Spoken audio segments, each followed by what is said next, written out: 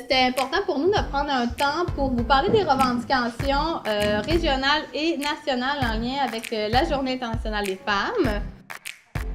Le comité élargi 8 mars existe depuis plus de 20 ans à Rimouski. Il organise chaque année la Journée internationale des femmes. Encore plusieurs luttes à poursuivre et maintes revendications à porter pour la cause des femmes. Une autre réalité aussi là, pour les femmes là, en santé, c'est sûr que souvent ce sont des femmes qui sont proches aidantes. On sait que la population est vieillissante. Les femmes prennent soin de leurs parents, prennent soin là, d'un membre de la famille, donc manquent le travail, assistent à des rendez-vous médicaux avec soit leurs parents par exemple, donc diminution de perte de salaire, diminution de salaire à ce niveau-là. Donc, c'est des réalités qui touchent les femmes dans la région, en santé. L'autonomie économique, c'est vraiment important. Le 15 $, c'est à peine le seuil de la pauvreté. Là, ça fait que ça serait un objectif à atteindre le plus rapidement possible. Il y a eu des mesures, l'équité salariale, qui ont été mises depuis 20 ans. On n'est pas encore, c'est pas encore atteint à 100%. On dit que l'équilibre entre le salaire des hommes et des femmes, ça peut prendre, on parlait de 80 ans, maintenant on est rendu plus vers 100, ça peut aller jusqu'à 100 ans. Donc le salaire présentement, c'est 85,4% du salaire d'un homme que les femmes gagnent. Ce qu'il faut, c'est que les réinvestissements dans les services publics soient au rendez-vous. On le dit dans les médias, on le dit à la télévision, mais c'est la population, il faut qu'elle soit là, quand même au courant de ce qui se passe là, depuis quelques années, depuis quelques mois, là, surtout chez nous, ici, dans le Bas-Saint-Laurent. Majoritairement, ce sont des femmes qui travaillent dans les services publics. Ce sont aussi des femmes qui utilisent les services publics.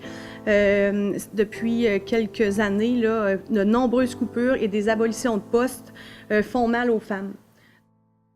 Notamment en 2014, la GRC recensait environ 1200 femmes autochtones assassinées ou disparues entre 1980 et 2012.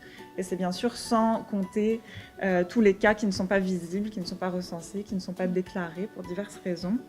C'est encore plus alarmant si on considère que les femmes autochtones représentent seulement 4% de la population féminine au Canada.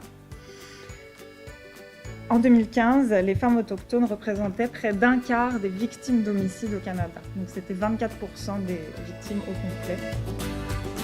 Outre les revendications économiques et professionnelles, on souhaite aussi l'élimination des violences envers les femmes dans les milieux de travail, ainsi qu'un système de justice adéquat pour les femmes victimes d'agressions sexuelles.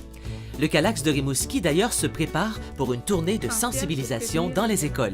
Entre autres, nous, Calax de Rimouski, dans les prochaines semaines, on va faire une tournée de prévention dans les écoles secondaires pour rejoindre les groupes de secondaire 2 et 3 de toute la commission scolaire des femmes.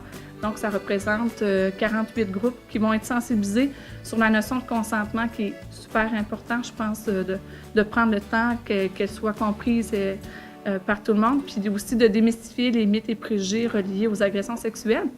Je pense que c'est important de souligner, quand on parle aussi de violence, que les organismes tentent de faire ce qu'elles peuvent. Elles sont sollicitées pour de la prévention sur l'ensemble du territoire.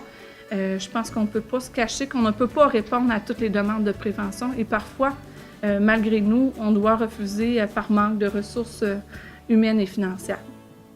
Il n'y a pas d'égalité quand on parle d'agression, de violence, de sexisme et de discrimination selon le sexe.